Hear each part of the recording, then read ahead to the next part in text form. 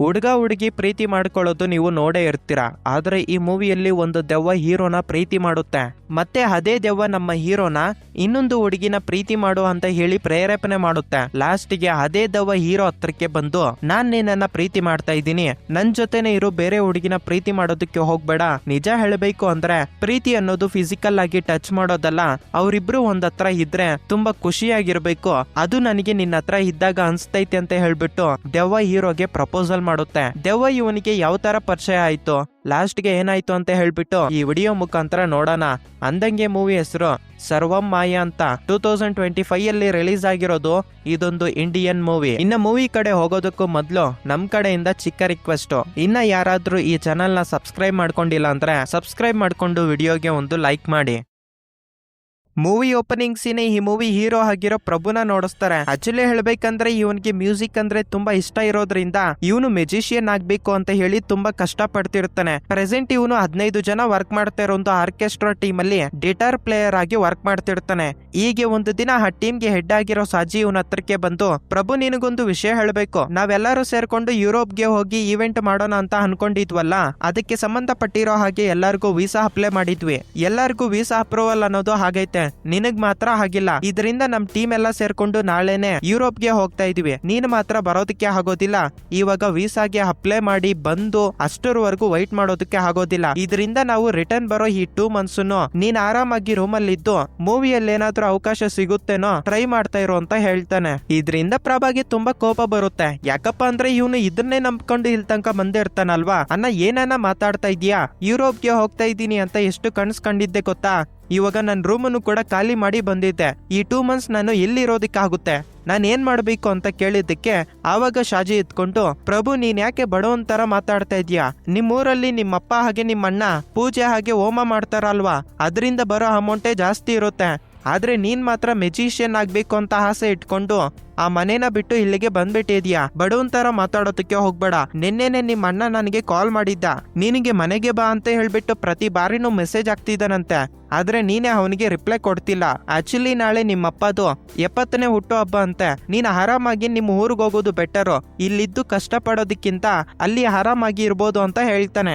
ಆವಾಗ ಪ್ರಭು ತನ್ನ ಮನ್ಸಲ್ಲಿ, ನನ್ನ ಹತ್ರ ಇವಾಗ ತಿನ್ನೋದಕ್ಕೂ ಕೂಡ ಹಣ ಇಲ್ಲ, ಇಲ್ಲಿರೋದಕ್ಕಿಂತ ನಮ್ಮೂರ್ಗೆ ಹೋಗೋದೇ ಬೆಟರು ಅಂತ ಹೇಳಿ ಅವನ ಲಗೇಜ್ನೆಲ್ಲ ಪ್ಯಾಕ್ ಮಾಡ್ಕೊಂಡು ಊರಿಗೆ ಹೋಗೋದಕ್ಕೆ ರೆಡಿ ಆಗ್ತಾನೆ. ಇವಾಗ ನಮ್ಗೆ ಗೊತ್ತಾಗೋ ವಿಷಯ ಏನಪ್ಪಾ ಅಂದ್ರೆ, ಇವ್ರೂರಲ್ಲಿ ಏನಾದ್ರೂ ಪೂಜೆ ಮಾಡ್ಬೇಕಂದ್ರೆ ಹೋಮ ಮಾಡ್ಬೇಕು ಅಂದ್ರೇನು ಕೂಡ ಪ್ರಭಾ ಅವ್ರ ಅಪ್ಪನ ಕರೀತಿರ್ತಾರೆ. ಇವ್ರ ಅಣ್ಣ ಆಗಿರೋ ದಿಲೀಪ್ ಕಡೆ ನೋಡ್ಕೊಂಡ್ರೆ ಅವನು ಕೂಡ ಪೂಜೆ ಮಾಡೋದಕ್ಕೆ ಬೇರೆ ದೇಶಗಳಿಗೂ ಕೂಡ ಹೋಗಿ ಬರ್ತಿರ್ತಾನೆ. ಇಲ್ಲಿ ಪಾಯಿಂಟ್ ಏನಪ್ಪಾ ಅಂದ್ರೆ, ಇವರು ಪೂಜೆ ಮಾಡಿದ್ರೆ ಪ್ರತಿಯೊಂದು ಸಮಸ್ಯೆನೂ ಕೂಡ ಹೊರಟೋಗ್ಬಿಡುತ್ತೆ ಅಂತ ಹೇಳಿ ಈ ಊರಿನ ಪ್ರಜೆಗಳು ಹಾಗೆ ತುಂಬಾ ಜನರು ನಂಬ್ತಾ ಇರ್ತಾರೆ ಅಂತ ಗೊತ್ತಾಗುತ್ತೆ. ಇನ್ನ ಪ್ರಭಾ ಕಡೆ ನೋಡ್ಕೊಂಡ್ರೆ ಇವನಿಗೆ ದೆವ್ವ ಹಾಗೆ ದೇವರುಗಳ ಮೇಲೆ ನಂಬಿಕೆ ಇರೋದಿಲ್ಲ. ನಂತರ ಇವನಿಗೆ ಸಂಬಂಧಪಟ್ಟಿರೋ ಎಲ್ಲಾ ವಸ್ತುಗಳನ್ನ ಪ್ಯಾಕ್ ಮಾಡ್ಕೊಂಡು ಇವನ ಊರಿಗೆ ರಿಟರ್ನ್ ಬರ್ತಾನೆ. ಸರಿಯಾಗಿ ಅದೇ ಟೈಮಲ್ಲಿ ಇವರಪ್ಪ ಬರ್ತ್ಡೇ ಆಗಿರೋದ್ರಿಂದ ಪ್ರತಿಯೊಬ್ರು ಕೂಡ ವಿಶಸ್ ಮಾಡೋದಕ್ಕಂತ ಮನೆ ಹತ್ರ ಬಂದಿರ್ತಾರೆ. ಅದನ್ನ ನೋಡಿ ಇವನು ಫ್ರಂಟ್ ಡೋರ್ ಇಂದ ಒಳಗಡೆಗೆ ಹೋಗ್ದಿರಾ ಹಿಂದ್ಗಡೆ ಡೋರ್ ಇಂದ ಒಳಗಡೆಗೆ ಹೋಗ್ಬೇಕು ಅಂತ ಹೇಳಿ ಹೋಗ್ತಾ ಇರೋವಾಗ ಇವ್ರಮ್ಮ ಸಾಕಿರೋ ಒಂದು ನಾಯಿ ಇವನಿಗೆ ಕಾಣಿಸ್ಕೊಳ್ಳುತ್ತೆ. ಸ್ಯಾಡ್ ವಿಷಯ ಏನಪ್ಪಾ ಅಂದ್ರೆ, ಇವ್ರಮ್ಮ ಸ್ವಲ್ಪ ದಿನಗಳ ಹಿಂದೆನೆ ಸತ್ತೋಗ್ಬಿಟ್ಟಿರ್ತಾರೆ. ಇವನು ಫ್ರಂಟ್ ಡೋರ್ ಇಂದ ಬರ್ದಿರಾ ಹಿಂದ್ಗಡೆ ಡೋರ್ ಇಂದ ಬರೋದಕ್ಕೆ ರೀಸನ್ ಏನಪ್ಪಾ ಅಂದ್ರೆ, ತುಂಬಾ ದಿನಗಳಿಂದ ಇವನು ಇವ್ರಪ್ಪ ಹತ್ರ ಮಾತಾಡ್ತಿರೋದಿಲ್ಲ. ಇದರಿಂದ ಇವನು ಹಿಂದ್ಗಡೆ ಡೋರ್ ಇಂದ ಬಂದು ಅವರ ದೊಡ್ಡಪ್ಪ ಹತ್ರ ಮಾತಾಡ್ತಿರೋವಾಗ್ಲೇ ಇವನ ಅಣ್ಣ ಆಗಿರೋ ದಿಲೀಪ್ ಇವನ ಹತ್ರಕ್ಕೆ ಬಂದು, ಎಷ್ಟು ದಿನ ಆಯ್ತು ಪ್ರಭಾ ನೀನು ಮನೆಗೆ ಬಂದು, ಇವಾಗ ಹೇಗಿದೀಯ ಅಂತ ಸ್ವಲ್ಪ ಹೊತ್ತು ಮಾತಾಡಿ ಅವನು ಕೂಡ ಅಲ್ಲಿಂದ ಹೊರಟೋಗ್ಬಿಡ್ತಾನೆ. ಹೀಗೆ 2 days ಕಲ್ದೋಗ್ಬಿಡ್ತವೆ. ಇವಾಗ ಪ್ರಭಾಗೆ ನಿಜವಾದ ಪ್ರಾಬ್ಲಮ್ ಸ್ಟಾರ್ಟ್ ಆಗುತ್ತೆ. ಆಕ್ಚುಲಿ ಇವನು ಸಿಟಿಯಲ್ಲಿ ಇದ್ದಾಗೂ ಕೂಡ ಇವನ ಹತ್ರ ದುಡ್ಡಿಲ್ಲ ಅಂತ ಹೇಳ್ಬಿಟ್ಟೆ ತಾನೇ ಇಲ್ಲಿಗೆ ಬಂದಿದ್ದು. ಇವಾಗ ಟೀ ಕುಡಿಯೋದಕ್ಕೂ ಕೂಡ ಇವನ ಹತ್ರ ಹಣ ಇರೋದಿಲ್ಲ. ಇದರಿಂದ ಅವರ ದೊಡ್ಡಪ್ಪ ಹತ್ರ ಹೋಗಿ ನನಗೆ ಟೀ ಕುಡಿಯೋದಕ್ಕೆ ಸ್ವಲ್ಪ ಅಮೌಂಟ್ ಬೇಕು ಅಂತ ಕೇಳ್ತಾನೆ. ಅದಕ್ಕೆ ಅವರ ದೊಡ್ಡಪ್ಪ, ನೀನು 15 ವರ್ಷಗಳ ಹಿಂದೆ ನಾನು ಮೆಜಿಷಿಯನ್ ಆಗ್ಬೇಕು ಅಂತ ಹೇಳಿ ಜಂಜೆ ಎಲ್ಲ ತೆಗೆದ್ಬಿಟ್ಟು ಗಿಟಾರ್ ಎತ್ಕೊಂಡು ಇಲ್ಲಿಂದ ಹೊರಟೋಗ್ಬಿಟ್ಟೆ. ಅವತ್ತೇನಾದ್ರೂ ನೀನ್ ಇಲ್ಲೇ ಇದ್ದಿದ್ರೆ ನೀನು ಕೂಡ ನಿಮ್ಮ ಅಪ್ಪನ ರೀತಿಯಲ್ಲಿ ಪೂಜೆ ಹೋಮ ಮಾಡ್ಕೊಂಡು ಕೈ ತುಂಬಾ ದುಡ್ಡು ಪ್ರತಿಯೊಬ್ರು ಕೂಡ ನಿನಗೆ ಗೌರವ ಕೊಡ್ತಾ ಇದ್ರು. ಆದ್ರೆ ನನ್ನ ಹತ್ರ ಇವಾಗ ಅಮೌಂಟ್ ಇಲ್ಲ, ಹೋಗಿ ನಿಮ್ಮ ಅಪ್ಪನೇ ಕೇಳೋಗು ಕೊಡ್ತಾನೆ ಅಂತ ಕೇಳಿದ್ದಕ್ಕೆ ಇವನಿಗೆ ಬೇರೆ ದಾರಿ ಇಲ್ದೆ ತುಂಬಾ ದಿನಗಳಿಂದ ಇವ್ರಪ್ಪ ಹತ್ರ ಮಾತಾಡ್ತಿರೋದಿಲ್ವಲ್ಲ, ಆದ್ರೂ ಕೂಡ ಅವ್ರಪ್ಪ ಹತ್ರಕ್ಕೆ ಹೋಗಿ, ಅಪ್ಪ ನನ್ನ ಹತ್ರ ಇವಾಗ ಅಮೌಂಟ್ ಇಲ್ಲ, ಟೀ ಕುಡಿಯೋದಕ್ಕೆ ಅಮೌಂಟ್ ಕೊಟ್ರೆ ನಾನು ಆಚೆ ಕಡೆ ಹೋಗಿ ಕುಡ್ಕೊಂಡ್ ಬರ್ತೀನಿ ಅಂತ ಕೇಳ್ತಾನೆ. ಟೀ ಕುಡಿಯೋದಕ್ಕೆ ನೀನು ಆಚೆ ಕಡೆ ಹೋಗ್ಬೇಕಾ, ಅದೆಲ್ಲ ಬೇಕಾಗಿಲ್ಲ ಅಂತ ಹೇಳಿ ಕಿಚನ್ ಒಳಗಡೆಗೆ ಹೋಗಿ ಟೀನ ಫ್ಲಾಸ್ಕ್ ಒಳಗಡೆ ಹಾಕೊಂಡ್ ಬಂದು, ಇವಾಗ ನಿನಗೆ ಎಷ್ಟು ಬೇಕೋ ಅಷ್ಟೊಂದು ಟೀ ಕುಡಿ ಅಂತ ಹೇಳಿ ಅವನ ಕೈಗೆ ಕೊಡ್ತಾನೆ.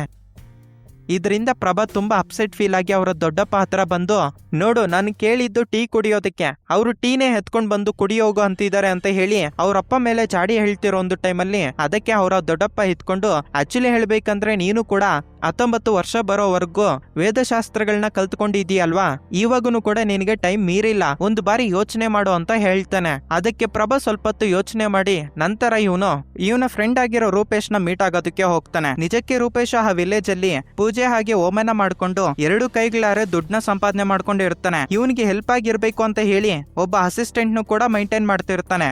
ಆದ್ರೆ ಅಸಿಸ್ಟೆಂಟ್ ಇವನ ಮಾತುಗಳು ಸರಿಯಾಗಿ ಕೇಳಿಸ್ಕೊಂದಿರಾ ಇನ್ನ ಹೆಚ್ಚಾಗಿ ಅಮೌಂಟ್ ತಗೊಂಡು ಇವನಿಗೆ ಕಾಟ ಕೊಡ್ತಿರ್ತಾನೆ. ಇದರಿಂದ ರೂಪೇಶ್ ಹೊಸ ಅಸಿಸ್ಟೆಂಟ್ ಗೋಸ್ಕರ ಹುಡ್ಕಾಡ್ತಿರ್ತಾನೆ. ಅದೇ ಟೈಮಲ್ಲಿ ಪ್ರಭಾ ಅವನ ಹತ್ರಕ್ಕೆ ಹೋಗಿ, ಈ ತರ ಪ್ರಾಬ್ಲಮ್ಸ್ ಅಲ್ಲಿ ಸಿಕ್ಕಾಕೊಂಡ್ಬಿಟ್ಟಿದೀನಿ, ದುಡ್ಡು ಸಂಪಾದನೆ ಮಾಡೋದಕ್ಕೆ ಏನಾದ್ರೂ ಒಂದು ಜಾಬ್ ಬೇಕು ಅಂತ ಕೇಳಿದಾಗ ಆವಾಗ ರೂಪೇಶ್ ಇದ್ಕೊಂಡು, ನನಗೂ ಕೂಡ ಒಬ್ಬ ಅಸಿಸ್ಟೆಂಟ್ ಬೇಕಾಗಿತ್ತು, ನೀನು ಸ್ವಲ್ಪ ದಿನಗಳ ಹಿಂದೆ ಗಿಟಾರ್ ಹಿಡ್ಕೊಂಡು ಮ್ಯೂಸಿಷಿಯನ್ ಆಗ್ಬೇಕು ಅಂತ ಹೇಳಿ ಸಿಟಿಗೆ ಹೊರಟೋಗ್ಬಿಟ್ಟಿದ್ದೆ, ಇವಾಗ ನಿನಗೆ ಚಾನ್ಸ್ ಐತೆ, ಒಂದು ಬಾರಿ ಯೋಚನೆ ಮಾಡು ಅಂತ ಹೇಳ್ತಾನೆ. ಪ್ರಭಾ ಸ್ವಲ್ಪ ಹೊತ್ತು ಚೆನ್ನಾಗಿ ಯೋಚನೆ ಮಾಡಿ ಅವನಿಗೆ ಬೇರೆ ದಾರಿ ಇಲ್ದೆ ಪೂಜೆ ಹೋಮ ಮಾಡೋ ಕೆಲ್ಸಕ್ಕೆ ಮತ್ತೆ ಹೇಳಿತಾನೆ. ರೂಪೇಶ್ ಜೊತೆ ಸೇರ್ಕೊಂಡು ಪೂಜೆ ಮಾಡೋದಕ್ಕೆ ಹೋಗಿ ಕೈ ತುಂಬಾ ದುಡ್ಡನ್ನು ಕೂಡ ಸಂಪಾದನೆ ಮಾಡ್ಕೊಂತಾನೆ. ಇವನು ಶಾಸ್ತ್ರೋಕ್ತವಾಗಿ ಪೂಜೆ ಮಾಡೋದಕ್ಕೆ ಹೋಗ್ತಾ ಇರೋದನ್ನ ನೋಡಿ ಅವ್ರಪ್ಪನು ಕೂಡ ಇವನು ಇವಾಗ ಬದ್ಲಾಗೋಗ್ಬಿಟ್ಟಿದ್ದಾನೆ ಅಂತ ಹೇಳಿ ತುಂಬಾನೇ ಖುಷಿ ಪಡ್ತಾನೆ. ಪ್ರಭಾ ಪೂಜೆ ಹೋಮ ಮಾಡ್ಕೊಂಡೆ ಇನ್ನೊಂದು ಕಡೆ ಅವನಿಗೆ ಇಷ್ಟವಾಗಿರೋ ಒಂದು ಮ್ಯೂಸಿಷಿಯನ್ಗೋಸ್ಕರ ಮೂವೀಸ್ಗೋಸ್ಕರ ಟ್ರೈ ಮಾಡ್ತಾನೆ ಇರ್ತಾನೆ. ಇದೇ ತರ ಇವರಿಬ್ರು ಒಂದು ದಿನ ಒಂದು ಮನೆಯಲ್ಲಿ ಪೂಜೆ ಮಾಡೋದಕ್ಕೆ ಹೋಗಿ ಅಲ್ಲಿ ರೂಪೇಶ್ಗೆ ಒಂದು ಜೋಕಾಲಿ ಇಷ್ಟ ಆಗೋದ್ರಿಂದ ತುಂಬಾ ಇಷ್ಟಪಟ್ಟು ಅದ್ರ ಮೇಲೆ ಕುತ್ಕೊಂತಾನೆ. ಆದ್ರೆ ಅದು ಕಿತ್ತು ಕೆಳಗಡೆಗೆ ಬಿದ್ದೋಗ್ಬಿಡುತ್ತೆ. ಇವನಿಗೆ ಗಾಯಗಳಾಗೋದ್ರಿಂದ ನಂತರ ಇವನು ಪ್ರಭಾನ ಕರ್ಸ್ಬಿಟ್ಟು, ಡಾಕ್ಟರ್ ಹೇಳಿರೋ ಪ್ರಕಾರ ನಾನು ಬೆಡ್ ರೆಸ್ಟ್ ತಗೋಬೇಕಂತೆ, ಇದರಿಂದ ನಾನು ಪೂಜೆ ಮಾಡೋದಕ್ಕೆ ಬರೋದಿಲ್ಲ, ಪೂಜೆಗಳು ಎಲ್ಲಿ ಮಾಡ್ಬೇಕು ಅಂತ ಕಾಂಟ್ಯಾಕ್ಟ್ ಎಲ್ಲ ನಾನ್ ತಗೊಂತೀನಿ, ನೀನೇ ಹೋಗಿ ಪೂಜೆ ಹಾಗೆ ಹೋಮ ಮಾಡ್ಕೊಂಡ್ ಬಾ, ನಾವಿಬ್ರು 50-50 ಅಮೌಂಟ್ ತಗೊಳ್ಳೋಣ ಅಂತ ಕೇಳಿದಕ್ಕೆ, ಅದೇಗ್ ಸಾಧ್ಯ, ನಾನೇ ತಾನೇ ಪೂಜೆ ಎಲ್ಲ ಮಾಡ್ತಿರೋದು, 60-40 ಆದ್ರೆ ಓಕೆ ಅಂತ ಹೇಳಿದಕ್ಕೆ ರೂಪೇಶ್ ಕೂಡ ಸರಿ ಅಂತ ಹೇಳ್ತಾನೆ. ಒಂದು ದಿನ ರೂಪೇಶ್ ಪ್ರಭಾಗೆ ಕಾಲ್ ಮಾಡಿ, ಲಾಯರ್ ಮನೆಯಲ್ಲಿ ಒಂದು ಪೂಜೆ ಮಾಡ್ಬೇಕು, ಆಕ್ಚುಲಿ ಹೇಳ್ಬೇಕಂದ್ರೆ ಅವನ ಮಗನ್ಗೆ ದೆವ್ವ ಹಿಡ್ದೈತಂತೆ, ಇದರಿಂದ ನೀನು ಹೋಗಿ ವಾಮಾಚಾರ ಮಾಡ್ಕೊಂಡ್ ಬರ್ಬೇಕು ಅಂತ ಹೇಳಿದ್ದಕ್ಕೆ ನನಗಿಂತ ಪೂಜೆಗಳು ಮಾಡೋದಕ್ಕೆ ಬರೋದಿಲ್ಲ ಅಂತ ಹೇಳ್ತಾನೆ. ಆವಾಗ ರೂಪೇಶ್ ಇದ್ಕೊಂಡು, ನೀನೇನು ಭಯ ಪಡೋದಕ್ಕೆ ಹೋಗ್ಬೇಡ, ಏನು ಮಂತ್ರಗಳನ್ನ ಸ್ಫಟನೆ ಮಾಡ್ಬೇಕು, ಯಾವ ತರ ಪೂಜೆ ಮಾಡ್ಬೇಕು ಅಂತ ಹೇಳಿ ನಿನಗೆಲ್ಲ PDF ನ ಸೆಂಡ್ ಮಾಡ್ತೀನಿ, ಅದ್ರ ಪ್ರಕಾರ ನೀನು ಮಾಡ್ಕೊಂಡ್ ಬಂದ್ರೆ ಸಾಕು ಅಂತ ಹೇಳಿ ಅದಕ್ಕೆ ಸಂಬಂಧಪಟ್ಟಿರೋ ಎಲ್ಲ PDF ನ ಸೆಂಡ್ ಮಾಡ್ತಾನೆ. ಪ್ರಭಾ ನೆಕ್ಸ್ಟ್ ಡೇ ಮಾರ್ನಿಂಗು ಪಾಲಕ್ಕಾಡಲ್ಲಿರೋ ಲಾಯರ್ ಮನೆಗೆ ಈ ಪೂಜೆಗೆ ಸಂಬಂಧಪಟ್ಟಿರೋ ಎಲ್ಲ ವಸ್ತುಗಳನ್ನ ತಗೊಂಡು ಅವನ ಮನೆಗೆ ಹೋಗ್ತಾನೆ. ಆ ಪೂಜೆಗೆ ಬೇಕಾಗಿರೋ ಎಲ್ಲ ಸಿದ್ಧತೆಗಳನ್ನ ಮಾಡ್ಕೊಂಡು ಲಾಯರ್ ಮಗನಿಗೆ ದೆವ್ವ ಹಿಡ್ದೈತಿ ಅಂತ ಹೇಳ್ಬಿಟ್ಟು ಅವ್ರು ಹೇಳ್ತಾ ಇರ್ತಾರಲ್ವಾ, ಅವನ ಮಗನನ್ನ ಕರ್ಸ್ಕೊಂಡು, ಇವನು ಎಷ್ಟು ದಿನಗಳಿಂದ ಈ ತರ ವರ್ತನೆ ಮಾಡ್ತಿರೋದು ಅಂತ ಕೇಳಿದ್ದಕ್ಕೆ, ಒಂದು ವಾರದಿಂದ ನನ್ ಮಗ ತುಂಬಾ ಭಯ ಬಿದ್ದೋಗ್ಬಿಟ್ಟು ನನ್ನ ಹತ್ರಕ್ಕೆ ಬಂದ್ಬಿಟ್ಟ, ನನ್ನನ್ನ ಯಾವ್ದೋ ಒಂದು ದೆವ್ವ ಮಾತಾಡೋದಕ್ಕೆ ಪ್ರಯತ್ನ ಮಾಡ್ತೈತೆ ಅಂತ ಹೇಳ್ತಿದ್ದ, ಅದು ಯಾರು ಅಂತ ಕೇಳಿದ್ದಕ್ಕೆ ಒಂದು ಹುಡುಗಿ ನನ್ನ ಹತ್ರ ಮಾತಾಡೋದಕ್ಕೆ ಪ್ರಯತ್ನ ಮಾಡ್ತೈತಿ ಅಂತ ಹೇಳ್ತಿದ್ದ. ನಿಜ ಹೇಳ್ಬೇಕಂದ್ರೆ ಅವತ್ತಿಂದ ಇವನ ಪಕ್ಕದಲ್ಲಿ ನಾನು ಇದ್ದಾಗ ಮಾತ್ರನೇ ಸ್ವಲ್ಪ ಧೈರ್ಯವಾಗಿರ್ತಾನೆ, ಅಂಡ್ ಅವತ್ತಿಂದ ಯಾರ ಮುಖಗಳು ನೋಡ್ತಿಲ್ಲ, ಅವನು ನೋಡೋದಕ್ಕೆ ತುಂಬಾ ಭಯ ಪಡ್ತಿದ್ದಾನೆ ಅಂತ ಹೇಳಿದಕ್ಕೆ, ಸರಿ ನೀವೇನು ಭಯ ಪಡೋದಕ್ಕೆ ಹೋಗ್ಬೇಡಿ, ಈ ಪೂಜೆ ಕಂಪ್ಲೀಟ್ ಮಾಡಿದ್ರೆ ಸಾಕು, ಅವನು ನಾರ್ಮಲ್ ಆಗೋಗ್ಬಿಡ್ತಾನೆ ಅಂತ ಹೇಳಿ ಅವನು ಮಂತ್ರ ಸ್ಫಟನೆ ಮಾಡ್ಕೊಂಡು ಪೂಜೆ ಮಾಡೋದಕ್ಕೆ ಸ್ಟಾರ್ಟ್ ಮಾಡ್ತಾನೆ. ಇಲ್ಲೇ ಟ್ವಿಸ್ಟ್ ಏನಪ್ಪಾ ಅಂದ್ರೆ, ಪೂಜೆ ಕಂಪ್ಲೀಟ್ ಆಗಿದ್ದ ನೆಕ್ಸ್ಟ್ ಸೆಕೆಂಡ್ಗೆ ಆ ಹುಡ್ಗ ನಾರ್ಮಲ್ ಆಗೋಗ್ಬಿಡ್ತಾನೆ. ಅವ್ರಮ್ಮ ಜೊತೆ ಆರಾಮಾಗಿ ಮಾತಾಡ್ಕೊಂಡು ಎಲ್ಲಾರ ಕಡೆನೂ ನೋಡ್ತಿರ್ತಾನೆ. ಇದರಿಂದ ಅವರ ಪೇರೆಂಟ್ಸ್ ತುಂಬಾ ಖುಷಿ ಪಡ್ತಾರೆ. ಆದ್ರೆ ಪೂಜೆ ಮಾಡಿರೋ ಪ್ರಭಾ ಮಾತ್ರ ಶಾಕಲ್ಲಿ ಇದ್ದೋಗ್ಬಿಡ್ತಾನೆ. ಈ ಪೂಜೆಯಲ್ಲಿ ಇಷ್ಟೊಂದು ಶಕ್ತಿ ಐತಾ, ಇದರಿಂದ ದೆವ್ವನೇ ಹೊರಟೋಗ್ಬಿಡುತ್ತಾ ಅಂತ ಇದೇ ಒಂದು ವಿಷಯನ ಇವನು ರೂಪೇಶ್ ಹತ್ರ ಹೇಳೋದ್ರಿಂದ, ಯಾವ್ದಾದ್ರೆ ಏನು ನಮ್ಗೆ ಬರ್ಬೇಕಾಗಿರೋ ಒಂದು ಅಮೌಂಟ್ ಬಂದ್ಬಿಟ್ಟೈತೆ, ಅದರಿಂದ ಅವ್ರಿಗಿರೋ ಪ್ರಾಬ್ಲಮ್ ಕೂಡ ಕ್ಲಿಯರ್ ಆಗೋಗ್ಬಿಟ್ಟೈತಲ್ವಾ, ನೀನ್ ಅದ್ರ ಬಗ್ಗೆ ಇನ್ನ ಚಿಂತೆ ಮಾಡೋದಕ್ಕೆ ಹೋಗ್ಬೇಡ ಅಂತ ಹೇಳ್ತಾನೆ. ನಂತರ ಪ್ರಭಾ ಅವನ ಬೆಡ್ರೂಮ್ಗೆ ಹೋಗಿ ಮಲ್ಕೊಂಡು ನೆಕ್ಸ್ಟ್ ಡೇ ಮಾರ್ನಿಂಗ್ ಅವನಿಗೆ ಎಚ್ಚರಿಕೆ ಆಗೋತಷ್ಟಿಗೆ ಅವನ ವಾಟ್ಸಪ್ ಅಲ್ಲಿ DP ಚೇಂಜ್ ಆಗೋಗ್ಬಿಟ್ಟಿರುತ್ತೆ. ಈ DP ನ ಯಾರಪ್ಪ ಚೇಂಜ್ ಮಾಡಿದ್ರು ಅಂತ ಹೇಳ್ಬಿಟ್ಟು ಅದೇ ಕನ್ಫ್ಯೂಷನ್ ಅಲ್ಲಿ ಅವನ ಕೆಲ್ಸನ ಮಾಡ್ಕೊಂತ ಇರೋವಾಗ ಒಬ್ಬ ಡೆಲಿವರಿ ಬಾಯ್ ಬಂದು ಪ್ರಭಾ ಅವರು ಬುಕ್ ಮಾಡಿರೋದು ಅಂತ ಕರೀತಿರ್ತಾನೆ. ಇಲ್ಲೇ ಇನ್ನೊಂದು ಪಾಯಿಂಟ್ ಏನಪ್ಪಾ ಅಂದ್ರೆ, ಪ್ರಭಾ ಆರ್ಡರ್ ನ ಬುಕ್ ಮಾಡಿರೋದಿಲ್ಲ, ಇದರಿಂದ ಅವನು ನಾನ್ ಬುಕ್ ಮಾಡಿಲ್ಲ ಅಂತ ಹೇಳ್ತಿದ್ರು ಕೂಡ, ನೀವೇ ಸರ್ ಬುಕ್ ಮಾಡಿರೋದು, ಬೇಕಂದ್ರೆ ನಿಮ್ಮ ಮೊಬೈಲ್ ನ ಚೆಕ್ ಮಾಡಿ, ನಿಮ್ಮ ಮೊಬೈಲ್ ಇಂದಾನೆ ಆರ್ಡರ್ ಬುಕ್ ಆಗಿರೋದು ಅಂತ ಹೇಳಿದಕ್ಕೆ ಅವನು ಚೆಕ್ ಮಾಡಿದಾಗ ಅವನ ಫೋನ್ ಇಂದಾನೆ ಬುಕ್ ಆಗಿರುತ್ತೆ. ಯಾರು ಬುಕ್ ಮಾಡೋದ್ರು ಅನ್ನೋ ಒಂದು ಕನ್ಫ್ಯೂಷನ್ ಅಲ್ಲೇ ಅವತ್ ರಾತ್ರಿ ಅವನು ಮಲ್ಕೊಂತಾನೆ. ಮಧ್ಯರಾತ್ರಿಯಲ್ಲಿ ಇವನಿಗೆ ಎಚ್ಚರಿಕೆ ಆಗೋದ್ರಿಂದ ಅವನ ಫೋನ್ ಎತ್ಕೊಳ್ಳೋದಕ್ಕೆ ಹೋದಾಗ ಅವನ ಫೋನು ಟೇಬಲ್ ಮೇಲೆ ಇರೋದಿಲ್ಲ. ಇದರಿಂದ ಅವನು ಶಾಕ್ ಆಗಿ ಎದ್ದೇಳಿ ನೋಡಿದ್ರೆ ಅದೇ ರೂಮ್ ಅಲ್ಲಿ ಇನ್ನೊಂದು ಹುಡುಗಿ ಅವನ ಫೋನ್ನ ಯೂಸ್ ಮಾಡ್ತಿರ್ತಾಳೆ. ಆ ಹುಡುಗಿನ ನೋಡಿ ಇವನು ತುಂಬಾ ಭಯ ಬಿದ್ದೋಗ್ಬಿಡ್ತಾನೆ. ನೀನೇನು ಭಯ ಪಡೋದಿಕ್ಕೆ ಹೋಗ್ಬೇಡ, ಬೇಕಂದ್ರೆ ನಾನು ಇವಾಗ ಹೊರಟೋಗ್ಬಿಟ್ಟು ಮತ್ತೆ ಬರ್ತೀನಿ ಅಂತ ಹೇಳಿ ಅವನ ಕಣ್ ಮುಂದೆನೆ ಮಾಯ ಆಗೋಗ್ಬಿಡ್ತಾಳೆ. ಇದರಿಂದ ಪ್ರಭಾ ತುಂಬಾ ಭಯ ಬಿದ್ದೋಗ್ಬಿಟ್ಟು ಅವನ ದೊಡ್ಡಪ್ಪ ರೂಮಲ್ಲಿ ಹೋಗಿ ಮಲ್ಕೊಂತಾನೆ. ನೆಕ್ಸ್ಟ್ ಡೇ ಮಾರ್ನಿಂಗು ಇವನಿಗೆ ಎಚ್ಚರಿಕೆಯಾಗಿ ಅವರ ದೊಡ್ಡಪ್ಪ ಹತ್ರ ಎಲ್ಲಾ ವಿಷಯನೂ ಹೇಳ್ತಾನೆ. ಈ ತರ ಒಂದು ಹುಡುಗಿ ಮಧ್ಯರಾತ್ರಿಯಲ್ಲಿ ನನ್ನ ಕಣ್ಣಿಗೆ ಕಾಣಿಸ್ಕೊಂಡ್ಲು, ಅದಕ್ಕೆ ನಾನು ಬಂದು ನಿನ್ನ ರೂಮಲ್ಲಿ ಮಲ್ಕೊಂಡೆ ಅಂತ ನೀನು ಕನಸು ಕಂಡಿರ್ಬೇಕು ಅಂತ ಹೇಳಿ ಇವನ ಮಾತುಗಳನ್ನ ಇಗ್ನೋರ್ ಮಾಡಿ ಅಲ್ಲಿಂದ ಹೊರಟೋಗ್ಬಿಡ್ತಾನೆ. ಆವಾಗನು ಕೂಡ ಪ್ರಭಾ ಪಕ್ಕದಲ್ಲೇ ಆ ಹುಡುಗಿ ಕುತ್ಕೊಂಡಿರ್ತಾಳೆ. ಪ್ರಭಾಗೆ ಬಿಟ್ರೆ ಆ ದೆವ್ವ ಇನ್ಯಾರಿಗೂ ಕೂಡ ಕಾಣಿಸ್ಕೊಳ್ಳೋದಿಲ್ಲ. ಆವಾಗ ಆ ದೆವ್ವ ಪ್ರಭಾ ಹತ್ರ ಆಕ್ಚುಲಿ ಹೇಳ್ಬೇಕಂದ್ರೆ ಆ ಚಿಕ್ಕ ಹುಡುಗನ ಹತ್ರ ಆಂಡ್ರಾಯ್ಡ್ ಫೋನ್ ಇತ್ತು, ಅದನ್ನ ಯೂಸ್ ಮಾಡೋದಕ್ಕೆ ನನಗೆ ಅಷ್ಟೊಂದು ಬರ್ಲಿಲ್ಲ, ನನಗೆ ಇಷ್ಟನೂ ಕೂಡ ಆಗ್ಲಿಲ್ಲ. ಬಟ್ ನಿನ್ನ ಹತ್ರ ಐಫೋನ್ ಐತೆ, ಇದು ನನಗೆ ಯೂಸ್ ಮಾಡೋದಕ್ಕೆ ತುಂಬಾ ಕನ್ವೀನಿಯಂಟ್ ಆಗೈತೆ ಅಂತ ಹೇಳಿ ಇವನ ಹತ್ರ ಮಾತಾಡ್ತಿರ್ತಾಳೆ. ಆವಾಗ ಪ್ರಭಾಗೆ ಅರ್ಥ ಆಗೋಗ್ಬಿಡುತ್ತೆ ಇದೊಂದು ದೆವ್ವ ಅಂತ ಹೇಳಿ. ಇದರಿಂದ ಅವನು ತುಂಬಾ ಭಯ ಬಿದ್ದು ಡೋರ್ನ ಕ್ಲೋಸ್ ಮಾಡ್ಕೊಂಡ್ಬಿಡ್ತಾನೆ. ಅದಕ್ಕೆ ಆ ದೆವ್ವ ಇದ್ಕೊಂಡು ನೀನ್ ಯಾಕೆ ನನ್ನನ್ನ ನೋಡಿ ಇಷ್ಟೊಂದು ಭಯ ಪಡ್ತಾ ಇದೀಯಾ, ಮೂವಿದಲ್ಲಿ ನೋಡಿರೋ ಹಾಗೆ ಆ ದೆವ್ವ ತರ ನಾನ್ ನಿನ್ಗೇನು ತೊಂದರೆ ಕೊಡ್ತಿಲ್ವಲ್ಲ, ನಾನ್ ನಿನ್ ಜೊತೆ ಮಾತಾಡೋದಕ್ಕೆ ಟ್ರೈ ಮಾಡ್ತಾ ಇದ್ದೀನಿ, ನೀನ್ ನನ್ನನ್ನ ನೋಡಿ ಭಯ ಪಡೋದನ್ನ ನಿಲ್ಸು ಅಂತ ಹೇಳಿ ಅವನ್ನ ಕನ್ವಿನ್ಸ್ ಮಾಡೋದಕ್ಕೆ ಟ್ರೈ ಮಾಡ್ತಿರ್ತಾಳೆ. ಅದೇ ಟೈಮಲ್ಲಿ ಪ್ರಭಾಗೆ ಅವನ ಫ್ರೆಂಡ್ ಆಗಿರೋ ಫಜೀಲ್ ಕಡೆಯಿಂದ ಕಾಲ್ ಬರುತ್ತೆ. ನೀನ್ ಇವತ್ತು ಸ್ಟುಡಿಯೋಗೆ ಬರ್ಬೇಕಾಗುತ್ತೆ, ವಿರಾಜ್ ಸರ್ ವಿಡಿಯೋ ಕಾಲ್ ಮುಖಾಂತರ ನಿನ್ನನ್ನ ನೋಡ್ತಾರಂತೆ, ನಿನ್ನ ಟ್ಯಾಲೆಂಟ್ ನೋಡಿ ನೆಕ್ಸ್ಟ್ ಮೂವಿಯಲ್ಲಿ ಅವರು ಅವಕಾಶ ಕೊಡ್ಬೇಕಂತ ಅನ್ಕೊಂತಿದ್ದಾರೆ ಅಂತ ಹೇಳೋದ್ರಿಂದ ಇವನು ಕೂಡ ಸರಿ ಬರ್ತೀನಿ ಅಂತ ಹೇಳ್ತಾನೆ. ಆ ಮಾತುಗಳನ್ನೆಲ್ಲ ಈ ದೆವ್ವ ಕೇಳಿಸ್ಕೊಂಡು ನಾನೆಲ್ಲ ಕೇಳಿಸ್ಕೊಂಡೆ, ಕಂಗ್ರಾಚುಲೇಷನ್ಸ್ ಅಂತ ಹೇಳುತ್ತೆ. ಅದೇ ದಿನ ಪ್ರಭಾ ಅವನ ಫ್ರೆಂಡ್ ಸ್ಟುಡಿಯೋಗೆ ಹೋಗಿ ಅವನ ಹತ್ರ ಮಾತಾಡ್ತಿರುವಾಗ ವಿರಾಜ್ ಸರ್ ಇವಾಗ ಕಾಲ್ ಮಾಡ್ತಾರೆ. ಅವರ ಸಾಂಗ್ ಮೆಲೋಡಿಗೆ ತಕ್ಕಂತೆ ನೀನು ಮ್ಯೂಸಿಕ್ ನ ಪ್ಲೇ ಮಾಡಿದ್ರೆ ಅವರು ನಿನ್ನನ್ನ ಚೂಸ್ ಮಾಡ್ಕೊಂತಾರೆ ಅಂತ ಹೇಳೋದ್ರಿಂದ ಅದೇ ಟೈಮ್ಗೆ ವಿರಾಜ್ ಸರ್ ಕೂಡ ವಿಡಿಯೋ ಕಾಲ್ ಮುಖಾಂತರ ಇವನ್ಗೆ ಕಾಲ್ ಮಾಡಿದ್ದೆ, ಅವರ ಸಾಂಗ್ ಮೆಲೋಡಿಗೆ ತಕ್ಕಂತೆ ಇವನನ್ನ ಮ್ಯೂಸಿಕ್ ಪ್ಲೇ ಮಾಡೋ ಅಂತ ಹೇಳ್ತಾನೆ. ನಂತರ ಇವನು ಅವ್ರಿಗೆ ಇಷ್ಟವಾಗೋ ತರ ಮೆಲೋಡಿನ ಪ್ಲೇ ಮಾಡ್ತಾನೆ. ಆದ್ರೆ ಆ ಮ್ಯೂಸಿಕ್ ಆ ವಿರಾಜ್ ಸರ್ಗೆ ಇಷ್ಟ ಆಗೋದಿಲ್ಲ. ಇನ್ನೇನ್ ಬಿಡು, ನಾನು ಎಷ್ಟು ಕಷ್ಟಪಟ್ರು ಕೂಡ ಯಾರಿಗೂ ನನ್ನ ಮೆಲೋಡಿ ಇಷ್ಟ ಆಗ್ತಿಲ್ಲ, ಇನ್ನ ಈ ಚಾನ್ಸ್ ಕೂಡ ಹೋದಂಗೆ ಅಂತ ಪ್ರಭಾ ಫಿಕ್ಸ್ ಆಗೋಗ್ಬಿಡ್ತಾನೆ. ಅದೇ ಟೈಮ್ಗೆ ದೆವ್ವ ಇವನ ಮುಂದೆ ಪ್ರತ್ಯಕ್ಷ ಆಗಿ ನಾನು ಹೇಳಿರೋ ಹಾಗೆ ಮ್ಯೂಸಿಕ್ ನ ಪ್ಲೇ ಮಾಡೋ ಅಂತ ಹೇಳುತ್ತೆ. ಇದರಿಂದ ಅವನು ಅದೇ ತರ ಪ್ಲೇ ಮಾಡ್ತಾನೆ. ಈ ಟ್ಯೂನ್ ಅನ್ನೋದು ವಿರಾಜ್ ಸರ್ಗೆ ಇಷ್ಟ ಆಗೋಗ್ಬಿಟ್ಟು ಅವನ ಮೂವಿಯಲ್ಲಿ ಒಂದು ಚಾನ್ಸ್ ಕೊಡ್ತಾನೆ. ನಂತರ ಇವನು ಅವನ ಫ್ರೆಂಡ್ ಹತ್ರ ಮಾತಾಡ್ಕೊಂಡು ದೆವ್ವ ಹತ್ರಕ್ಕೆ ಬಂದು ಈ ಬಾರಿ ಭಯ ಪಡ್ತೀರಾ, ಥ್ಯಾಂಕ್ಸ್ ಅಂತ ಹೇಳ್ತಾನೆ. ಆವಾಗ ಆ ದೆವ್ವ ಇದ್ಕೊಂಡು ನನ್ನ ಹ್ಯಾಬಿಟ್ಸ್ ಏನು, ನನಗೆ ಇಷ್ಟವಾಗಿರೋ ಕಲರ್ ಏನು, ನಾನು ಹಾಕೊಳ್ಳೋ ಡ್ರೆಸ್ ಯಾವುದು ಅಂತ ಎಲ್ಲಾನು ನೆನಪೈತೆ. ಬಟ್ ನನ್ನ ಫ್ರೆಂಡ್ಸ್ ಯಾರು, ಫ್ಯಾಮಿಲಿ ಯಾರು, ಇದ್ಯಾವುದೂ ಕೂಡ ನನಗೆ ನೆನಪಿಲ್ಲ. ಫಸ್ಟ್ ಆಫ್ ಆಲ್ ನನ್ನ ತಂದೆ ತಾಯಿ ಯಾರು ಅಂತ ನನಗೆ ನೆನಪಾಗ್ತಿಲ್ಲ. ನನಗೆ ಏನಾಗೈತೋ ಏನೋ ಗೊತ್ತಿಲ್ಲ. ನೀನ್ ಮಾತ್ರ ಇನ್ ಮುಂದೆ ನನ್ನನ್ನ ನೋಡಿ ಭಯ ಪಡೋದಕ್ಕೆ ಹೋಗ್ಬೇಡ ಅಂತ ಹೇಳಿದ್ದಕ್ಕೆ ನಾನು ಇನ್ಮೇಲೆ ಭಯ ಪಡೋದಿಲ್ಲ ಅಂತ ಹೇಳಿ ಅವಳ ಜೊತೆ ಸ್ನೇಹನ ಬೆಳೆಸ್ಕೊಂತಾನೆ. ನಿಜ ಹೇಳ್ಬೇಕಂದ್ರೆ ಅವಳು ದೆವ್ವ ಅನ್ನೋದೇ ಮರ್ತೋಗ್ಬಿಟ್ಟು ಬೆಸ್ಟ್ ಫ್ರೆಂಡ್ ಟೈಪ್ ಅಲ್ಲಿ ಟೈಮ್ ನ ಸ್ಪೆಂಡ್ ಮಾಡೋದಕ್ಕೆ ಶುರು ಮಾಡ್ತಾನೆ. ಹೀಗೆ ಸ್ವಲ್ಪ ದಿನಗಳು ಕಳ್ದೋಗ್ಬಿಡ್ತವೆ. ಒಂದು ದಿನ ಆ ಹುಡುಗಿ ಪ್ರಭಾ ಹತ್ರ ಮಾತಾಡ್ತಿರುವಾಗ ನಾನು ತುಂಬಾ ದಿನಗಳಿಂದ ನಿನ್ನನ್ನ ನೋಡ್ತಾ ಇದ್ದೀನಿ, ನೀನ್ ಯಾಕೆ ನಿಮ್ಮಪ್ಪ ಜೊತೆ ಮಾತಾಡ್ತಿಲ್ಲ ಅಂತ ಕೇಳಿದ್ದಕ್ಕೆ ನಿಜ ಹೇಳ್ಬೇಕಂದ್ರೆ ಎಲ್ಲ ಆ ಡಾಗ್ ಇಂದಾನೆ. ನಮ್ಮಮ್ಮಗೆ ಆ ನಾಯಿ ಅಂದ್ರೆ ತುಂಬಾ ಇಷ್ಟ. ಚಿಕ್ಕದಾಗಿದ್ದಾಗ ನಮ್ಮಮ್ಮ ಆ ನಾಯಿನ ಎತ್ಕೊಂಡ್ ಬಂದು ಸಾಕೊಂಡಿದ್ರು. ಆ ನಾಯಿಗೂ ಕೂಡ ನಮ್ಮಮ್ಮ ಅಂದ್ರೆ ತುಂಬಾ ಇಷ್ಟ. ಒಂದು ದಿನ ನಮ್ಮಮ್ಮ ಸತ್ತೋದ್ರು. ಅವತ್ತು ಆ ನಾಯಿ ನಮ್ಮಮ್ಮನ ಕೊನೆಯದಾಗಿ ನೋಡ್ಬೇಕು ಅಂತ ಹೇಳಿ ಆಚೆಗಡೆ ಕಟ್ಟಾಕಿದ್ರು ಕೂಡ ತುಂಬಾ ಜೋರಾಗಿ ಬಗಳ್ತಾ ಇತ್ತು. ಇದರಿಂದ ನಾನು ಆಚೆಗಡೆ ಹೋಗಿ ಅದನ್ನ ಕರ್ಕೊಂಡು ನಮ್ಮಮ್ಮ ಡೆಡ್ ಬಾಡಿನ ಇಟ್ಟಿರೋ ಒಂದು ಪ್ಲೇಸ್ ಹತ್ರಕ್ಕೆ ಕರ್ಕೊಂಡು ಬಂದೆ. ಆವಾಗ ನಮ್ಮ ಅಪ್ಪಗೆ ತುಂಬಾ ಕೋಪ ಬಂದು ತುಂಬಾ ಜೋರಾಗಿ ಬೈದ್ಬಿಟ್ಟ, ಆ ದರಿದ್ರನ ಮೊದ್ಲು ಇಲ್ಲಿಂದ ಕರ್ಕೊಂಡು ಹೋಗು ಅಂತ. ನಿಜ ಹೇಳ್ಬೇಕಂದ್ರೆ ನಮ್ಮ ಅಪ್ಪಗೆ ನಾಯಿಗಳಂದ್ರೇನೆ ಇಷ್ಟ ಇರೋದಿಲ್ಲ. ನಮ್ಮಪ್ಪ ಮಾಡಿರೋ ಒಂದು ಕೆಲ್ಸಕ್ಕೆ ನಾನು ಕೊನೆಯದಾಗಿ ನಮ್ಮಮ್ಮ ಮುಖನೂ ಕೂಡ ನೋಡೋದಕ್ಕೆ ಆಗ್ಲಿಲ್ಲ. ಇದರಿಂದಾನೇ ನಾನು ಆವತ್ತಿಂದ ನಮ್ಮಪ್ಪ ಜೊತೆ ಮಾತಾಡೋದು ಬಿಟ್ಟಾಕಿದ್ದೀನಿ ಅಂತ ಹೇಳಿದ್ದಕ್ಕೆ ಆವಾಗ ಆ ಹುಡುಗಿ ಇತ್ಕೊಂಡು ಯಾವಾಗ ನಡೆದಿರೋದನ್ನ ಇವಾಗ ಹಿಡ್ಕೊಂಡಿದ್ರೆ ಹೇಗೆ, ಪೂಜೆ ಹೋಮನು ಕೂಡ ಮಾಡಲ್ಲ ಅಂತ ಹೇಳ್ಬಿಟ್ಟು ಇಲ್ಲಿಂದ ಹೊರಟೋಗ್ಬಿಟ್ಟಿದ್ದೆ ಅಲ್ವಾ, ಇವಾಗ ಅವುಗಳನ್ನು ಕೂಡ ಮಾಡ್ತಾ ಇದೀಯಾ. ಕರೆಕ್ಟ್ ಆಗಿ ನೋಡ್ಕೊಂಡ್ರೆ ಇವಾಗ ನಿಮ್ಮಪ್ಪನೂ ಕೂಡ ಆ ನಾಯಿನ ಮುಟ್ಕೊಂಡು ಅದ್ರ ಜೊತೆನೆ ಇರೋದಕ್ಕೆ ಸ್ಟಾರ್ಟ್ ಮಾಡಿದಾನೆ. ನೀನ್ ಮಾತ್ರ ಯಾಕೆ ನಿಮ್ಮಪ್ಪನ ಮಾತಾಡ್ದಿರಾ ಇನ್ನೂ ಹೀಗೆ ಇದೆಯಾ, ನೀನ್ ಹೋಗಿ ಮೊದ್ಲು ನಿಮ್ಮಪ್ಪನ ಮಾತಾಡೋ ಅಂತ ಹೇಳ್ತಾಳೆ. ಸರಿಯಾಗಿ ಅದೇ ಟೈಮ್ಗೆ ಇವರ ದೊಡ್ಡಪ್ಪ ಅಲ್ಲಿಗೆ ಬಂದು ನೀನ್ ಯಾರ ಜೊತೆ ಮಾತಾಡ್ತಾ ಇದೀಯಾ ಅಂತ ಕೇಳಿದ್ದಕ್ಕೆ ಈ ಹುಡುಗಿ ದೆವ್ವ ಆಗಿರೋದ್ರಿಂದ ಬೇರೆ ಅವ್ರಿಗೆ ಕಾಣಿಸೋದಿಲ್ವಲ್ಲ. ಅದೇ ಟೈಮಲ್ಲಿ ಇವನು ಕಿವಿಯಲ್ಲಿ ಬ್ಲೂಟೂತ್ ಹಿಡ್ಕೊಂಡಿರ್ತಾನೆ. ಇದರಿಂದ ಬ್ಲೂಟೂತ್ ಕಡೆ ತೋರಿಸಿ ನಾನು ನನ್ನ ಫ್ರೆಂಡ್ ಹತ್ರ ಮಾತಾಡ್ತಾ ಇದ್ದೀನಿ ಅಂತ ಹೇಳಿದ್ದಕ್ಕೆ ಅವರ ದೊಡ್ಡಪ್ಪಗೆ ಡೌಟ್ ಬಂದಿರುತ್ತೆ. ಇವನು ತುಂಬಾ ದಿನಗಳಿಂದ ಯಾರ ಜೊತೆನೋ ಮಾತಾಡ್ತಿದ್ದಾನೆ, ಅದೊಂದು ಹುಡುಗಿ ಆಗಿರ್ಬೋದು ಅಂತ ಹೇಳಿ ಇದೇ ಒಂದು ವಿಷಯನ ರೂಪೇಶ್ ಹತ್ರ ಹೇಳ್ತಾನೆ. ಅವನು ಯಾರನ್ನೋ ಒಂದು ಹುಡುಗಿನ ಪ್ರೀತಿ ಮಾಡ್ತಿದ್ದಾನೆ, ಯಾಕಂದ್ರೆ ಅವನು ತುಂಬಾ ಹೊತ್ತು ಯಾವುದೋ ಒಂದು ಹುಡುಗಿ ಜೊತೆ ಮಾತಾಡ್ತಾನೆ ಇರ್ತಾನೆ ಅಂತ ಹೇಳ್ತಾನೆ. ಮತ್ತೊಂದು ಕಡೆ ಪ್ರಭಾ ಚೆನ್ನಾಗಿ ಯೋಚನೆ ಮಾಡಿ ಈ ಹುಡುಗಿ ಹೆಸರೇನು, ಎಲ್ಲಿ ವಾಸ ಮಾಡಿದ್ದಾಳೆ, ಇವಳ ಪೇರೆಂಟ್ಸ್ ಯಾರು ಅಂತ ಕಂಡಿಡಿಬೇಕು ಅಂತ ಅನ್ಕೊಂತಾನೆ. ಇದರಿಂದ ಇಬ್ರು ಸೇರ್ಕೊಂಡು ಅವಳಿಗೇನಾದ್ರೂ ನೆನಪಾಗುತ್ತೇನೋ ಅಂತ ತುಂಬಾನೇ ಪ್ರಯತ್ನ ಮಾಡ್ತಾರೆ. ಬಟ್ ಇವ್ರಿಗೆ ಏನೂ ಕ್ಲೂ ಸಿಗೋದಿಲ್ಲ. ಹೀಗಿರೋವಾಗ ಆ ಊರಲ್ಲಿ ಒಂದು ಜಾತ್ರೆ ನಡೆಯುತ್ತೆ. ಆ ಊರಿಗೆ ಸಂಬಂಧಪಟ್ಟಿರೋ ದೇವಸ್ಥಾನದಲ್ಲಿ ಇವ್ರ ಅಪ್ಪ ಹಾಗೆ ಅಣ್ಣ ಇಬ್ರೂನು ಪೂಜೆಗೆ ಸಂಬಂಧಪಟ್ಟಿರೋ ಎಲ್ಲ ಸಿದ್ಧತೆಗಳನ್ನ ಮಾಡ್ತಿರುವಾಗ ನೀನು ಕೂಡ ಇದ್ರಲ್ಲಿ ಬರ್ಬೋದಲ್ವಾ ಅಂತ ಅವ್ರ ಅಣ್ಣ ಕರೀತಾನೆ.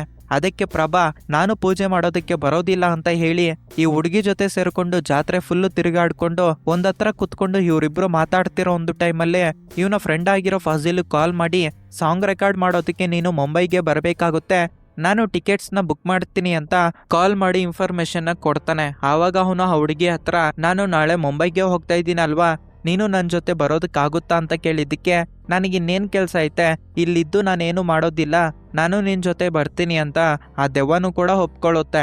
ನೆಕ್ಸ್ಟ್ ಡೇ ಪ್ರಭಾನ ಏರ್ಪೋರ್ಟ್ ಹತ್ರ ಬಿಡೋದಕ್ಕೆ ಅವ್ರ ಅಣ್ಣನೇ ಕರ್ಕೊಂಡು ಬರ್ತಿರ್ತಾನೆ. ಅಣ್ಣ ನೆನ್ನೆ ದೇವಸ್ಥಾನದಲ್ಲಿ ನಾನು ನಿಮ್ ಜೊತೆ ಪೂಜೆ ಮಾಡೋದಕ್ಕೆ ಬರ್ಲಿಲ್ವಲ್ಲ, ಅದಕ್ಕೆ ಅಪ್ಪ ಏನಾದರೂ ತಪ್ಪಾಗಿ ಅರ್ಥ ಮಾಡ್ಕೊಂಡ್ರ ಅಂತ ಕೇಳಿದಕ್ಕೆ ನೀನೇನು ಅದ್ರ ಬಗ್ಗೆ ಥಿಂಕ್ ಮಾಡೋದಕ್ಕೆ ಹೋಗ್ಬೇಡವೋ, ದೇವರ ಬಗ್ಗೆ ಆಗಿರೋದ್ರಿಂದ ಅದರಲ್ಲಿ ನಿನ್ನನ್ನ ಫೋರ್ಸ್ ಮಾಡೋದಕ್ಕೆ ಆಗೋದಿಲ್ಲ, ನಿನಗೆ ಇಷ್ಟವಾಗಿರೋ ತರನೇ ಮಾಡು. ನಿಜ ಹೇಳ್ಬೇಕಂದ್ರೆ ನೀನು ಮನೆಗೆ ಬಂದ್ಮೇಲೆ ನೀನು ಶಾಸ್ತ್ರೋಕ್ತವಾಗಿ ಎಲ್ಲ ಕಾರ್ಯ ಕೆಲಸಗಳನ್ನ ಮಾಡ್ತಾ ಇದೀಯಾ, ಅದು ಅಪ್ಪಗೂ ಕೂಡ ಗೊತ್ತು, ಅಪ್ಪ ನಿನ್ನನ್ನ ಬ್ಯಾಡಾಗಿ ಫೀಲ್ ಆಗಿಲ್ಲ ಬಿಡು ಅಂತ ಹೇಳಿ ಏರ್ಪೋರ್ಟ್ ಹತ್ರ ಬಿಡ್ತಾನೆ. ಇವನೋಗಿ ಫ್ಲೈಟ್ ಅಲ್ಲಿ ಕುತ್ಕೊಂಡಾಗ ಇವನ ಪಕ್ಕದಲ್ಲಿ ಒಂದು ಹುಡುಗಿ ಕುತ್ಕೊಂಡಿರೋದನ್ನ ನೋಡಿ ಈ ದೆವ್ವದ ಹುಡುಗಿ ಇರ್ತಾಳ ಅಲ್ವಾ, ಈ ಹುಡುಗಿ ಆ ಬಾಡಿ ಒಳಗಡೆಗೆ ಹೋಗಿ ಪ್ರಭಾ ಈ ಏರ್ಪೋರ್ಟ್ ಹತ್ರ ಬಂದಿದ್ದೆ, ನನಗೂ ಸ್ವಲ್ಪ ನೆನಪಾಯ್ತು, ನಾನು ಇದೇ ಏರ್ಪೋರ್ಟ್ ನ ಯೂಸ್ ಮಾಡ್ಕೊಂಡು ಬೆಂಗಳೂರಿಗೆ ಹೋದಂಗೆ ನನಗೆ ಅನ್ಸ್ತೈತೆ ಅಂತ ಹೇಳೋದ್ರಿಂದ ಇನ್ನ ಏನಾದ್ರೂ ನೆನಪಾಗುತ್ತಾ ಟ್ರೈ ಮಾಡು ಅಂತ ಕೇಳ್ತಿರ್ತಾನೆ. ಅವಳು ಎಷ್ಟೇ ಪ್ರಯತ್ನ ಮಾಡಿದ್ರು ಕೂಡ ಅಷ್ಟು ಬಿಟ್ರೆ ಬೇರೆ ಏನು ಕೂಡ ನೆನಪಾಗೋದಿಲ್ಲ. ಈ ವಿಮಾನದಲ್ಲಿ ನಾನು ಬೆಂಗಳೂರಿಗೆ ಹೋದಂಗೆ ನೆನಪಾಯ್ತಲ್ವಾ, ಅದು ನೆನಪಾದಾಗಿಂದ ನನ್ನ ಬಾಡಿಯಲ್ಲಿ ಏನೋ ಸ್ವಲ್ಪ ಕಮ್ಮಿ ಆದಂಗೆ ಅನ್ಸ್ತೈತೆ ಅಂತ ಹುಡುಗಿ ಹೇಳ್ತಾಳೆ. ಆವಾಗ ಪ್ರಭಾ ಇದ್ಕೊಂಡು ನಿನಗೆ ಏನಾಯ್ತು ಅಂತ ಗೊತ್ತಾದ್ರೆ ನಿನ್ನ ಆತ್ಮಕ್ಕೆ ಶಾಂತಿ ಸಿಗುತ್ತೆ ಅಂತ ಪ್ರಭಾ ಅಂತಾನೆ. ಆವಾಗ ಆ ದೆವ್ವ ಇದ್ಕೊಂಡು ಪ್ರಭಾ ನಾನೇನಾದ್ರೂ ಹೊರಟೋಗ್ಬಿಟ್ರೆ ನೀನ್ ನನ್ನನ್ನ ಮಿಸ್ ಆಗ್ತೀಯ ಅಂತ ಕೇಳಿದ್ದಕ್ಕೆ ಖಂಡಿತ ನಾನ್ ನಿನ್ನನ್ನ ಮಿಸ್ ಆಗ್ತೀನಿ, ನಾನ್ ನಿನಗೆ ತುಂಬಾ ಹೊಂದ್ಕೊಂಡ್ಬಿಟ್ಟಿದೀನಿ, ತುಂಬಾ ದಿನಗಳಿಂದ ನಾವಿಬ್ರು ಬೆಸ್ಟ್ ಫ್ರೆಂಡ್ಸ್ ತರ ಇದೀವಲ್ಲ ಅಂತ ಹೇಳ್ತಾನೆ. ಕಟ್ ಮಾಡಿದ್ರೆ ನೆಕ್ಸ್ಟ್ ಸೀನ್ ಅಲ್ಲಿ ಇವರು ಮುಂಬೈಗೆ ಹೋಗಿರ್ತಾರೆ. ವಿರಾಟ್ ಸರ್ ಅವನ ಸಾಂಗ್ಗೆ ಬೇಕಾಗಿರೋ ಎಲ್ಲ ರೆಕಾರ್ಡ್ ಎಲ್ಲ ಕಂಪ್ಲೀಟ್ ಮಾಡ್ಕೊಂಡು ಹಾಗೆ ಅವರ ಮ್ಯೂಸಿಕ್ ಕಂಪನಿಯಲ್ಲಿ ಪಾರ್ಟ್ನರ್ ಆಗಿರೋ ಸಂಧ್ಯಾ ಅನ್ನೋ ಒಂದು ಹುಡುಗಿನ ಕರೆಸಿ ನಿನ್ನ ಡೇ 1 ಅಲ್ಲಿ ಅಕಾಮಿಡೇಷನ್ ಎಲ್ಲ ಇವರೇ ನೋಡ್ಕೊಂತಾರೆ. ಪ್ರಭಾ ನಿನಗೆ ಇನ್ನೊಂದು ವಿಷಯ ಹೇಳ್ಬೇಕು, ನಾವಿಬ್ರು ಈ ಒಂದು ಸಾಂಗ್ ಮಾತ್ರನೇ ಅಲ್ಲ, ತುಂಬಾ ಆಲ್ಬಮ್ಸ್ ನಾವಿಬ್ರು ಸೇರಿ ಮಾಡ್ಬೇಕಾಗುತ್ತೆ, ನೀನ್ ಇವತ್ತು ರಿಟರ್ನ್ ಹೋದ್ರೂ ಕೂಡ ಮತ್ತೆ ನೀನು ಬರಬೇಕಾಗುತ್ತೆ ಅಂತ ಹೇಳ್ತಾನೆ. ಆ ಮಾತನ್ನ ಕೇಳಿ ಪ್ರಭಾ ತುಂಬಾ ಖುಷಿ ಪಡ್ತಾನೆ. ಆವಾಗ ಸಂಧ್ಯಾ ಇದ್ಕೊಂಡು ನಿಮ್ಗೆ ನಾಳೆ ಈವ್ನಿಂಗ್ ಫ್ಲೈಟ್ ನ ಬುಕ್ ಮಾಡ್ಲಾ ಅಂತ ಕೇಳಿದ್ದಕ್ಕೆ ಇಲ್ಲ ನಾನು ಆಫ್ಟರ್ನೂನ್ಗೆಲ್ಲ ನಮ್ಮ ಊರಿಗೆ ಹೋಗ್ಬೇಕು ಅಂತ ಹೇಳಿದ್ದಕ್ಕೆ ಸರಿ ನಾಳೆ ಬೆಳಗ್ಗೆ 6ಗೆ ನನಗೇನೋ ಸ್ವಲ್ಪ ವರ್ಕ್ ಇರೋದ್ರಿಂದ ನಾನು ಅದೇ ಫ್ಲೈಟ್ಗೆ ಹೋಗ್ತಾ ಇದ್ದೀನಿ, ನಿಮ್ಗೂ ಕೂಡ ಅದೇ ಫ್ಲೈಟ್ಗೆ ಟಿಕೆಟ್ಸ್ ಬುಕ್ ಮಾಡ್ತೀನಿ ಅಂತ ಹೇಳಿ ಇವಾಗ ನಾವು ಡಿನ್ನರ್ ಮಾಡೋಣ ಬಾ ಅಂತ ಹೇಳಿ ಡಿನ್ನರ್ಗೆ ಕರ್ಕೊಂಡು ಹೋಗ್ತಾಳೆ. ಇವರು ತಿಂತಾ ಇರೋ ಒಂದು ಟೈಮಲ್ಲಿ ಸಂಧ್ಯಾ ಫೋನ್ಗೆ ಒಂದು ಮೆಸೇಜ್ ಬರುತ್ತೆ. ಆ ಮೆಸೇಜ್ನ ನೋಡಿ ಅವಳು ತುಂಬಾ ಅಳಿತಿರುವಾಗ ಇವನ್ಗೆ ಏನ್ ಮಾಡ್ಬೇಕು ಅಂತ ಅರ್ಥ ಆಗೋದಿಲ್ಲ. ಆವಾಗ ಇವನ ಜೊತೆಯಲ್ಲಿ ಒಂದು ದೆವ್ವ ಇರುತ್ತಲ್ವಾ, ಆ ದೆವ್ವ ಹೋಗಿ ಆ ಹುಡುಗಿ ಫೋನ್ ಎಲ್ಲ ಚೆಕ್ ಮಾಡಿದ್ದೆಲ್ಲ ಆದ್ಮೇಲೆ ಸ್ವಲ್ಪ ದಿನಗಳಿಂದನೇ ಇವಳ ಬಾಯ್ ಫ್ರೆಂಡ್ ಜೊತೆ ಬ್ರೇಕಪ್ ಮಾಡ್ಕೊಂಡಿದ್ದಾಳೆ, ಅದು ರೀಸನ್ ಏನು ಅಂತ ಗೊತ್ತಿಲ್ಲ, ಈ ವಿಷಯ ಪ್ರಭಾಗೆ ಹೇಳಿ ಅವಳನ್ನ ಸಮಾಧಾನ ಮಾಡು ಅಂತ ಹೇಳ್ಕೊಡ್ತಾಳೆ. ಅದೇ ತರ ಅವನು ನಿಮ್ಮ ಲವ್ ಸ್ಟೋರಿ ಏನಾಯ್ತು ಅಂತ ಕೇಳಿದ್ದಕ್ಕೆ ಅವಳಿಗೆ ಸಂಬಂಧಪಟ್ಟಿರೋ ಎಲ್ಲ ಲವ್ ಸ್ಟೋರಿನ ಹೇಳ್ಬಿಟ್ಟು ಕಣ್ಣಲ್ಲಿ ನೀರ್ ಹಾಕೊಂತಿರುವಾಗ್ಲೇ ಇನ್ನೊಂದು ಕಡೆ ಈ ದೆವ್ವನೂ ಕೂಡ ಆ ಲವ್ ಸ್ಟೋರಿನೆಲ್ಲ ಕೇಳಿ ಅವಳ ಬಾಡಿಯಲ್ಲಿ ಸ್ವಲ್ಪ ಚೇಂಜಸ್ ಕಾಣಿಸ್ಕೊಂಡಂಗೆ ಆ ಹುಡುಗಿಗೆ ಅನ್ಸೋದ್ರಿಂದ ಪ್ರಭಾ ಹತ್ರ ಹೇಳ್ತಾಳೆ, ಸಂಧ್ಯಾ ಲವ್ ಸ್ಟೋರಿನ ಕೇಳ್ತಾ ಇದ್ರೆ ನನ್ನ ಬಾಡಿಯಲ್ಲಿ ಸ್ವಲ್ಪ ಚೇಂಜಸ್ ಕಾಣಿಸ್ಕೊಂಡುವು, ಮೇ ಬಿ ನಾನು ಕೂಡ ಯಾರನ್ನಾದ್ರೂ ಲವ್ ಮಾಡಿದ್ನಾ ಅಂತ ಹೇಳಿ ಆ ದೆವ್ವ ಅನ್ನೋದ್ರಿಂದ ಅದಕ್ಕೆ ಆ ಪ್ರಭಾ ಇದ್ಕೊಂಡು ಮೇ ಬಿ ನೀನು ಕೂಡ ಲವ್ ಮಾಡಿರ್ಬೋದು, ಅದೇನಾದ್ರೂ ನಿನಗೆ ನೆನಪಾದ್ರೆ ನಿನ್ನ ಆತ್ಮಕ್ಕೆ ಶಾಂತಿ ಸಿಗ್ಬೋದು, ಅದನ್ನ ನೆನಪು ಮಾಡ್ಕೊಳ್ಳೋದಕ್ಕೆ ಟ್ರೈ ಮಾಡೋ ಅಂತ ಹೇಳ್ತಾನೆ. ಆದ್ರೆ ಆ ದೆವ್ವಗೆ ಏನೂ ನೆನಪಾಗೋದಿಲ್ಲ. ನಂತರ ನೆಕ್ಸ್ಟ್ ಡೇ ಮಾರ್ನಿಂಗು ಇವರು ಫ್ಲೈಟ್ ಅಲ್ಲಿ ರಿಟರ್ನ್ ಆಗ್ತಾರೆ. ಅದೇ ದಿನ ರಾತ್ರಿ ಪ್ರಭಾ ರೂಪೇಶ್ನ ಮೀಟ್ ಆಗಿ ಮಗ ನಾನು ನೆಕ್ಸ್ಟ್ ವೀಕು ಮುಂಬೈಗೆ ಹೋಗ್ತಾ ಇದ್ದೀನಿ, ಇನ್ಮೇಲಿಂದ ಇಲ್ಲಿಗೆ ಬರೋದಕ್ಕಾಗಲ್ಲ ಅಂತ ಅನ್ಕೊಂತೀನಿ, ಯಾಕಂದ್ರೆ ನನಗೆ ಒಬ್ಬ ಮ್ಯೂಸಿಕ್ ಡೈರೆಕ್ಟರ್ ಚಾನ್ಸ್ ಕೊಟ್ಟಿರೋದ್ರಿಂದ ಇನ್ಮೇಲಿಂದ ನಾನು ಅಲ್ಲೇ ಇರ್ಬೇಕಾಗುತ್ತೆ ಅಂತ ಹೇಳಿದಕ್ಕೆ ಆ ಮಾತುಗಳನ್ನ ಕೇಳಿ ರೂಪೇಶ್ ಕೂಡ ಇಷ್ಟು ದಿನಗಳಿಂದ ನೀನ್ ನನ್ನ ಜೊತೆನೇ ಇದ್ದೆ, ಇವಾಗ ಬಿಟ್ಟು ಹೊರಟೋಗ್ಬಿಡ್ತೀನಿ ಅಂತಿದ್ರೆ ನನಗೆ ಸ್ವಲ್ಪ ಬಾಧೆ ಆಗ್ತೈತೆ ಅಂತೆ. ನಂತರ ಇವರಿಬ್ರು ಸ್ವಲ್ಪ ಹೊತ್ತು ಮಾತಾಡ್ಕೊಂಡು ಇವನ ಬೆಡ್ರೂಮ್ಗೆ ರಿಟರ್ನ್ ಬರ್ತಾರೆ.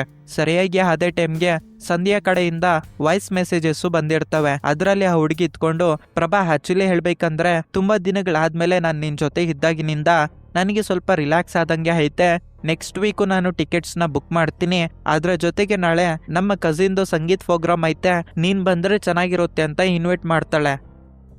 ಆ ವಾಯ್ಸ್ ಮೆಸೇಜ್ನ ದೆವ್ವ ಕೇಳಿಸ್ಕೊಂಡು, ಈ ಟ್ರ್ಯಾಕ್ ಎಲ್ಲಿಗೂ ಹೋಗ್ತೈತಲ್ಲ, ನನ್ನ ಪ್ರಕಾರ ಸಂಧ್ಯಾ ಇವಾಗ ನಿನ್ನನ್ನ ಲೈಕ್ ಮಾಡ್ತಿದ್ದಾಳೆ, ಅವಳ ಬ್ರೇಕಪ್ ಸ್ಟೋರಿನ ನಿನ್ನ ಹತ್ರ ಹಂಚ್ಕೊಂಡಾಗ್ಲೇ ನನಗೆ ಗೊತ್ತಾಯ್ತು. ನಿಜ ಹೇಳ್ಬೇಕಂದ್ರೆ ಒಂದು ಹೆಲ್ದಿ ರಿಲೇಶನ್ಶಿಪ್ ಅಲ್ಲಿ ಇದ್ರೆ ನೀನು ಕೂಡ ಚೆನ್ನಾಗಿರ್ತೀಯ, ಆ ಹುಡುಗಿನ ಲವ್ ಮಾಡು ಅಂತ ಹೇಳ್ತಾಳೆ. ಅದಕ್ಕೆ ಅವನು, ಇಲ್ಲ ನನಗೆ ಆ ಹುಡುಗಿ ಮೇಲೆ ಅಂತ ಫೀಲಿಂಗ್ಸೇ ಇಲ್ಲ ಅಂತ ಹೇಳಿದಿಕ್ಕೆ, ಹೋಗ್ಲಿ ಬಿಡು ಅಟ್ಲೀಸ್ಟ್ ಮುಂಬೈಯಲ್ಲಿ ಹೊಸ ಫ್ರೆಂಡ್ ಆದ್ರೂ ಪರಿಚಯ ಆದಂಗೆ ನಾಳೆ ಸಂಗೀತ್ ಪ್ರೋಗ್ರಾಮ್ಗೆ ಹೋಗು ಅಂತ ಹೇಳಿದ್ದಕ್ಕೆ, ಇಲ್ಲ ಆ ಫಂಕ್ಷನ್ ಅನ್ನೋದು ಸಿಟಿ ಔಟ್ಸ್ಕಟ್ಸ್ ಅಲ್ಲಿ ಇರೋದ್ರಿಂದ ಬೈಕಲ್ಲೇ ಹೋಗೋದಕ್ಕೆ ಆಗೋದಿಲ್ಲ ಅಂತ, ಆಚೆಗಡೆ ಕಾರ್ ಐತಲ್ವಾ ನಿಮ್ಮಪ್ಪನ ಒಂದು ಬಾರಿ ಕೇಳು ಅಂತ ಕೇಳಿದ್ದಕ್ಕೆ, ಇಲ್ಲ ನಾನು ಕೇಳೋದಕ್ಕೆ ಹೋಗೋದಿಲ್ಲ, ನಮ್ಮಪ್ಪ ಜೊತೆ ನಾನು ಮಾತಾಡೋದಿಲ್ಲ ಅಂತ ಹೇಳ್ತಾನೆ. ಸರಿಯಾಗಿ ಅದೇ ಟೈಮಲ್ಲಿ ಅವರ ಮನೆಯಲ್ಲಿ ಒಂದು ನಾಯಿ ಇತ್ತಲ್ವಾ, ಆ ನಾಯಿ ಬಗಳ್ತಾ ಇರೋ ಒಂದು ಶಬ್ದ ಬರೋದ್ರಿಂದ ಈ ನಾಯಿ ಒಳಗಡೆಗೆ ಹೇಗೆ ಬಂತು ಅಂತ ಹೇಳ್ಬಿಟ್ಟು ಆ ಸೌಂಡ್ ಬರ್ತಾ ಇರೋ ಒಂದು ಕಡೆಗೆ ಹೋಗೋದ್ರಿಂದ ಆ ನಾಯಿಗೆ ಚಿಕ್ಕ ಗಾಯ ಆಗಿದ್ರೆ ಇವ್ರಪ್ಪನೇ ಅದಕ್ಕೆ ಫಸ್ಟ್ ಏಡ್ ಮಾಡಿ ಅವನ ರೂಮಲ್ಲೇ ಮಲಗಿಸ್ಕೊಂಡಿರ್ತಾನೆ. ಆವಾಗ ಅವರಪ್ಪ, ಇದಕ್ಕೆ ಗಾಯ ಆಗೈತೆ, ಆಚೆಗಡೆ ಇದ್ರೆ ಇನ್ಫೆಕ್ಷನ್ ಆಗುತ್ತೆ ಅಂತ ಹೇಳಿ ನನ್ನ ರೂಮಲ್ಲೇ ಮಲಗಿಸ್ಕೊಂಡಿದ್ದೀನಿ ಅಂತ ಹೇಳ್ತಾನೆ. ನಂತರ ಇವನು ಅವರಪ್ಪ ರೂಮಲ್ಲಿ ಇರೋ ಒಂದು ಕಬೋರ್ಡ್ನ ಚೆಕ್ ಮಾಡಿದಾಗ ಇವ್ರಮ್ಮಗೆ ಸಂಬಂಧಪಟ್ಟಿರೋ ಸೀರೆಗಳೆಲ್ಲ ಅದ್ರಲ್ಲಿ ಇರ್ತವೆ. ಇವೆಲ್ಲ ಯಾಕಿದಾವೆ ಅಂತ ಕೇಳಿದ್ದಕ್ಕೆ ಆವಾಗ ಅವರಪ್ಪ ಇದ್ಕೊಂಡು, ಆ ಸೀರೆಗಳನ್ನ ನೋಡ್ತಾ ಇದ್ರೆ ನಿಮ್ಮಮ್ಮನ ನೋಡ್ದಂಗೆ ಅನ್ಸುತ್ತೆ, ಇಷ್ಟು ದಿನಗಳಿಂದ ನಾನು ಅವುಗಳನ್ನ ನೋಡ್ಕೊಂಡು ನಿಮ್ಮಮ್ಮನ ನೆನಪು ಮಾಡ್ಕೊಂಡು ಬದುಕ್ತಾ ಇದ್ದೀನಿ ಅಂತ ಹೇಳಿದಕ್ಕೆ ಆವಾಗ ಪ್ರಭಾಗೆ ಅರ್ಥ ಆಗುತ್ತೆ ಇವ್ರಪ್ಪ ತುಂಬಾ ಚೇಂಜ್ ಆಗೋಗ್ಬಿಟ್ಟಿದ್ದಾನೆ ಅಂತ ಹೇಳಿ ಇವನು ತುಂಬಾ ದಿನಗಳಾದ್ಮೇಲೆ, ಅಪ್ಪ ನಾನು ನಾಳೆ ಎಲ್ಲಿಗೋ ಆಚೆ ಕಡೆ ಹೋಗ್ಬೇಕು, ನಿನ್ ಕಾರ್ ಎತ್ಕೊಂಡು ಹೋಗ್ಲಾ ಅಂತ ಹೇಳಿದ್ದಕ್ಕೆ ಅವರಪ್ಪ ತುಂಬಾ ಎಮೋಷನಲ್ ಆಗೋಗ್ಬಿಡ್ತಾನೆ. ನೆಕ್ಸ್ಟ್ ಡೇ ಇವನು ಆ ಹುಡುಗಿ ಜೊತೆ ಸೇರ್ಕೊಂಡು ಸಂಧ್ಯಾ ಕರೆದಿರೋ ಒಂದು ಸಂಗೀತ್ ಫಂಕ್ಷನ್ಗೆ ಅಟೆಂಡ್ ಆಗ್ತಾನೆ. ಅಲ್ಲಿ ಸಂಧ್ಯಾ ಇವನು ಇಲ್ಲಿಗೆ ಬಂದಿರೋದನ್ನ ನೋಡಿ ತುಂಬಾ ಖುಷಿ ಪಟ್ಟು ಇವನ್ ಜೊತೆ ತುಂಬಾ ಕ್ಲೋಸ್ ಆಗಿರೋದಕ್ಕೆ ಸ್ಟಾರ್ಟ್ ಮಾಡ್ತಾಳೆ. ಇವರಿಬ್ರು ಅಷ್ಟೊಂದು ಕ್ಲೋಸ್ ಆಗಿರೋದನ್ನ ನೋಡಿರೋ ಈ ದೆವ್ವಗೆ ಏನೋ ಒಂಥರ ಫೀಲಿಂಗ್ ಬರೋದ್ರಿಂದ ನಂತರ ಅವರು ಫಂಕ್ಷನ್ ಕಂಪ್ಲೀಟ್ ಮಾಡ್ಕೊಂಡು ಕಾರಲ್ಲಿ ರಿಟರ್ನ್ ಬರ್ತಿರುವಾಗ ಆವಾಗ ಆ ಹುಡುಗಿ, ಪ್ರಭಾ ನಿಜ ಹೇಳ್ಬೇಕಂದ್ರೆ ನಾನ್ ನಿನ್ನನ್ನ ಇಷ್ಟಪಡ್ತಿದ್ದೀನಿ, ನನ್ ಕಣ್ಮುಂದೆನೆ ನೀನು ಇನ್ನೊಂದು ಹುಡುಗಿ ಜೊತೆ ಅಷ್ಟೊಂದು ಕ್ಲೋಸ್ ಆಗಿ ಇರ್ತಿದ್ರೆ ನನಗೆ ಇಷ್ಟ ಆಗ್ತಿಲ್ಲ ಅಂತ ಹೇಳ್ತಾಳೆ. ಆಕ್ಚುಲಿ ಹೇಳ್ಬೇಕಂದ್ರೆ ನೀನೇ ಅಲ್ವಾ ನನ್ನನ್ನ ಫೋರ್ಸ್ ಮಾಡಿ ಇಲ್ಲಿಗೆ ಕರ್ಕೊಂಡ್ ಬಂದಿದ್ದು, ನಾನು ಮೊದ್ಲೇ ಹೇಳ್ದೆ ಇಲ್ಲಿಗೆ ಬರೋದಿಲ್ಲ ಅಂತ, ಇವಾಗ ನೀನೇ ಈ ತರ ಮಾತಾಡಿದ್ರೆ ಹೇಗೆ ಅಂತ ಹೇಳಿದಕ್ಕೆ, ಒಂದು ಹುಡುಗಿ ಜೊತೆ ನೀನು ಇಷ್ಟೊಂದು ಕ್ಲೋಸ್ ಆಗಿದ್ದಾಗ ಮಾತ್ರನೇ ನನಗೆ ಈ ತರ ಒಂದು ಫೀಲಿಂಗ್ ಬರ್ತೈತೆ, ನಾನ್ ನಿನ್ನನ್ನ ಇಷ್ಟ ಪಡ್ತಾ ಇದ್ದೀನಿ ಅಂತ ಹೇಳಿದಕ್ಕೆ, ನೀನು ಓವರ್ ಆಗಿ ಥಿಂಕ್ ಮಾಡೋದಿಕ್ಕೆ ಹೋಗ್ಬೇಡ, ಇದು ಜಸ್ಟ್ ಪೊಸೆಸಿವ್ನೆಸ್ ಅಷ್ಟೇ, ನಾನು ಪ್ರಾಕ್ಟಿಕಲ್ ಆಗಿ ಮಾತಾಡ್ತಾ ಇದ್ದೀನಿ, ಅದ್ರ ಜೊತೆಗೆ ನಿನ್ನನ್ನ ಟಚ್ ಮಾಡೋದಕ್ಕೂ ಕೂಡ ಆಗಲ್ಲ.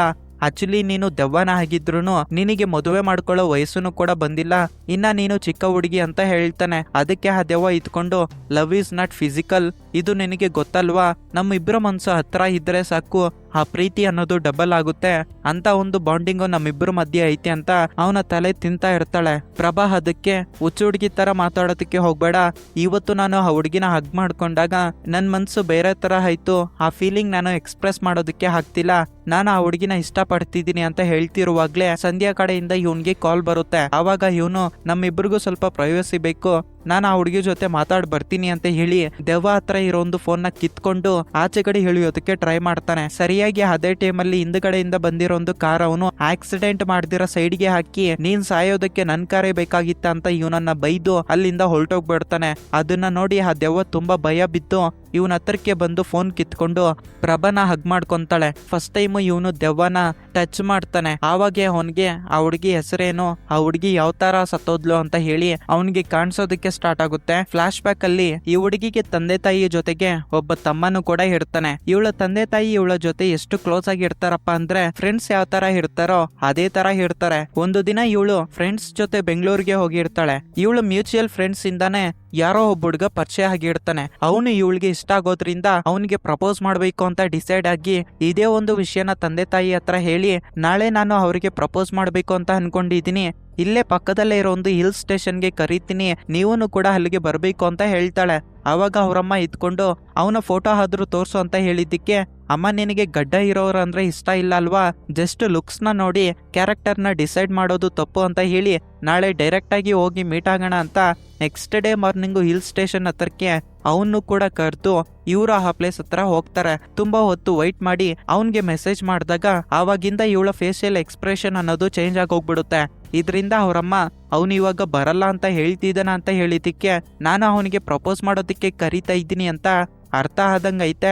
ಅದಕ್ಕೆ ನಾನು ಬರೋದಿಲ್ಲ ಅಂತ ಹೇಳ್ತಿದ್ದಾನೆ. ಮೇ ಬಿ ಅವರು ಕನ್ಫ್ಯೂಷನ್ ಅಲ್ಲಿ ಇರಬೇಕು. ನಾನು ಅವ್ರ ಹತ್ರ ಮಾತಾಡ್ತೀನಿ ಅಂತ ಹೇಳಿ ಡೋರ್ನ ಓಪನ್ ಮಾಡ್ತಾಳೆ. ಸರಿಯಾಗಿ ಅದೇ ಟೈಮ್ಗೆ ಒಂದು ಲಾರಿ ಬಂದು ಇವಳಿಗೆ ಗುದ್ಕೊಂಡು ಹೋಗೋದ್ರಿಂದ ಇವಳಿಗೆ ಆಕ್ಸಿಡೆಂಟ್ ಆಗುತ್ತೆ. ನಂತರ ಇವಳನ್ನ ಹಾಸ್ಪಿಟಲ್ ಅಲ್ಲಿ ಅಡ್ಮಿಟ್ ಮಾಡಿದ್ದೆ. ಡಾಕ್ಟರ್ ಎಲ್ಲ ಚೆಕಪ್ ಮಾಡಿ ಬ್ರೈನ್ ಡೆಡ್ ಆಗೈತೆ ಅಂತ ಇನ್ಫಾರ್ಮ್ ಮಾಡ್ತಾರೆ. ಇವಳ ತಮ್ಮ ಸ್ಕೂಲಲ್ಲಿ ಇದ್ರೆ ಹೆಚ್ಚಮ್ಮ ಅವನನ್ನ ಕರೆದು ಅವನ ಜೊತೆಗೆ ನಾವು ಮೂವಿ ಸ್ಟಾರ್ಟಿಂಗ್ ಅಲ್ಲಿ ಒಬ್ಬ ಹುಡುಗನಿಗೆ ದೆವ್ವ ಹಿಡ್ದೈತೆ ಅಂತ ಹೇಳ್ಬಿಟ್ಟು ಹೀರೋನೇ ಪೂಜೆ ಮಾಡೋದಕ್ಕೆ ಹೋಗಿರ್ತಾನಲ್ವಾ, ಈ ಹುಡುಗಿ ತಮ್ಮ ಬೆಸ್ಟ್ ಫ್ರೆಂಡ್ ಆಗಿರ್ತಾನೆ. ಅವನ ಜೊತೆ ಹಾಸ್ಪಿಟಲ್ಗೆ ಬಂದಿದ್ದೆ. ಆವಾಗ ಅವರಪ್ಪ ನೋಡೋ ನಿಮ್ಮ ಅಕ್ಕಗೆ ಇವಾಗ ಬ್ರೈನ್ ಡೆಡ್ ಆಗೈತೆ, ಇದರಿಂದ ಡಾಕ್ಟರ್ಸ್ ನನ್ನ ಹತ್ರ ಕೇಳ್ತಿದ್ದಾರೆ ನಿಮ್ಮ ಅಕ್ಕಗೆ ಈ ಪೈಪ್ಸ್ ಎಲ್ಲ ರಿಮೂವ್ ಮಾಡಕ್ ಬಿಟ್ರೆ ಹ್ಯಾಪಿಯಾಗಿ ಇರ್ತಾಳೆ ಅಂತ ಕೇಳಿದ್ದಕ್ಕೆ ನಾನು ಇವಾಗ ಆ ಮಾತು ಹೇಳೋದಕ್ಕೆ ಆಗೋದಿಲ್ಲ, ಅದಕ್ಕೆ ನಿನ್ನನ್ನ ಕರ್ಸಿದ್ದೀನಿ.